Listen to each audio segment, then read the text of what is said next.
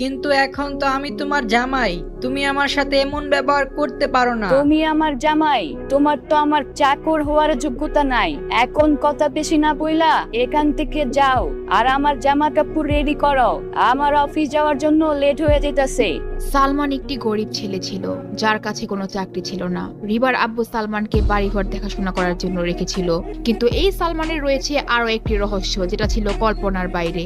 একদিন রিবার আব্বু হঠাৎ সালমানের কাছে গিয়ে হাত জোর করে বলে, সালমান, আমি তোমার কাছে একটা রিকোয়েস্ট করতেছি, তুমি আমার মেয়েকে বিয়ে করো। স্যার, আপনি কি বলতেছেন? আমি আপনার বাসার চাকর, আমি আমার মালিকের মেয়েরে কিভাবে বিয়ে করি? আমি সব জেনে বুঝেই বলতেছি, তোমার আমার মেয়েকে বিয়ে করতেই হবে। এরপর রিবার আব্বু সালমানকে এমন কিছু কথা বলে যার কারণে সালমান বিয়েতে রাজি হয়ে যায়। এইদিকে রিবা একজন বিজনেস উইমেন, সে তার বাবার সমস্ত কথা শুনে, কিন্তু এই বিয়ের জন্য সে হাজারবার না করে